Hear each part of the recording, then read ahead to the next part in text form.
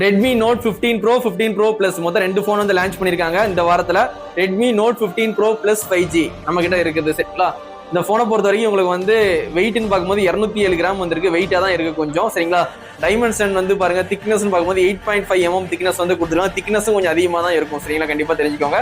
சைஸ்ன்னு பார்க்கும்போது 6.83 வந்து கொடுத்துருக்காங்க சரிங்களா. இந்த போனை பொறுத்த வரைக்கும் பேட்டரின்னு பார்க்கும்போது 6500 mAh வந்து சிலிக்கான் லியான் பேட்டரி கொடுத்துருக்காங்க.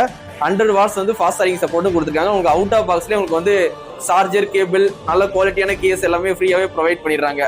அது மாதிரி இந்த போன் எடுத்துக்கிட்டீங்கன்னா உங்களுக்கு வாட்டர் ப்ரூஃப்காண்டி வந்து IP68 69K கொடுத்துருக்காங்க. அட்வான்ஸ் வாட்டர் ப்ரூஃப் இந்த போன்ல கொடுத்துருக்காங்க, கண்டிப்பா தெரிஞ்சுக்கோங்க.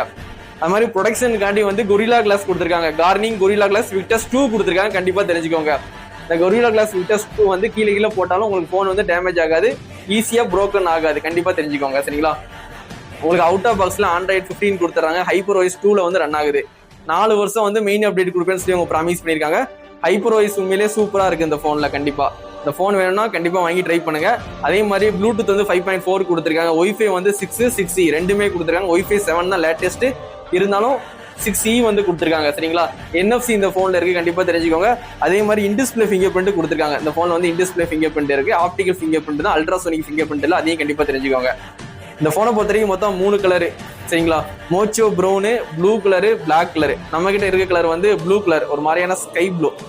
நான் ப்ளூன்னு சொல்லி தான் மென்ஷன் பண்ணியிருக்காங்க சரிங்களா. கிளாசியர் ப்ளூன்னு சொல்லியிருக்காங்க சரிங்களா. இது வந்து கிளாசியர் ப்ளூ சரிங்களா.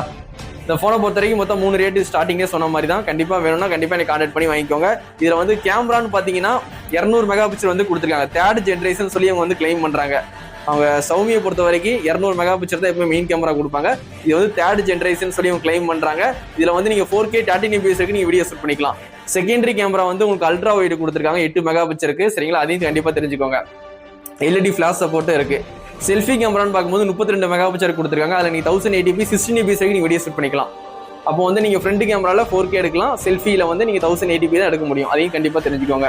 இந்த போனை பொறுத்த வரைக்கும் Snapdragon 7S Gen 4 வந்து ஒரு நல்ல ப்ராசஸர் கொடுத்துருக்காங்க. கேமிங் எல்லாமே சூப்பராகவே இருக்கும். டிஸ்பிளேயும் ரொம்ப அல்டிமேட்டா இருக்கு, நல்ல குவாலிட்டியான டிஸ்பிளே தான் போட்டிருக்காங்க. இந்த ஹேண்ட் ஃபீலும் நல்லா தான் இருக்கு, ஓரளவுக்கு வந்து வெயிட்டா இருக்கு. இருந்தாலும் வெயிட்டா இருந்தால் தான் வந்து ஒரு ப்ரீமியம் ஃபோனே நிறைய பேர் வந்து சொல்லுவாங்க. அதனால வந்து வெயிட் எல்லாம் கன்சல்ட் பண்ணாதீங்க. ஒரு 207 கிராம் தான் இருக்கு, ரொம்ப ஒன்றும் வெயிட்டா இல்லை. இந்த ஃபோன் வேணும்னா கண்டிப்பா வந்து தளபதி மொபைல்ஸ்ல வந்து கண்டிப்பா வந்து பர்ச்சேஸ் பண்ணிக்கோங்க.